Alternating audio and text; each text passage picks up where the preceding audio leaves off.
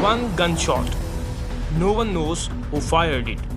But that single crack of a musket exploded into a revolution. It wasn't just the start of a battle, it was the moment history split in two. What really happened at Lexington and Concord? Why did one shot echo around the world? This is the untold truth behind the day ordinary farmers stood up to an empire. By the early 1775, the American colonies were on edge. Taxes, tyranny, and tension were everywhere. After the Boston Tea Party, Britain struck back with brutal laws, the Coercive Acts. But instead of submission, they sparked resistance. Militias trained, powder was stockpiled. Two men, Samuel Adams and John Hancock, became British targets. The plan?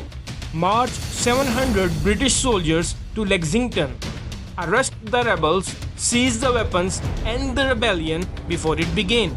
What they didn't count on was Paul Revere. At 10 p.m. on April 18, 1775, the British quietly moved out of Boston. But Revere was already on the move. Lanterns lit, one if by land, two if by sea, and he galloped into the night. The British are coming! He wasn't alone. William Dawes, Samuel Prescott. Together they rode into history, walking the countryside. By dawn, Lexington was ready. As the sun rose on April 19, 70 American militiamen stood on Lexington Green. Across from them, 700 British redcoats. Their leader, Captain John Parker, gave one command: "Don't fire unless fired upon. But if they mean to have a war, let it begin here."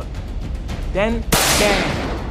No one knows who pulled the trigger, but that shot changed the course of history. 8 Americans fell. The British marched on to Concord. At North Bridge, the tide turned. Hundreds of militia waited, well positioned, ready. The British were forced to retreat, but it wasn't a normal retreat. It was chaos. For 18 miles back to Boston, British troops were ambushed from trees, barns, and bridges. By nightfall, 300 British soldiers were dead, wounded, or missing. This was no longer a warning, it was a war. News spread like wildfire from colony to colony. Militias armed up. The world watched. The British Empire had been challenged. The first gunshot, no one saw it coming, but it was remembered forever. A shot heard around the world. It didn't come from a general, it came from a farmer with a musket, willing to fight for freedom. Lexington and Concord were not about victory. They were about courage. Ordinary men stood against the strongest army in the world.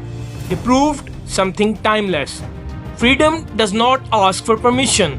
It demands sacrifice.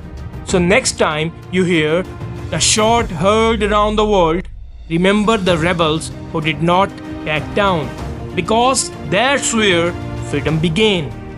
If you enjoyed this video, don't forget to like, subscribe, and hit the bell icon. Stay tuned for more stories that bring history to life.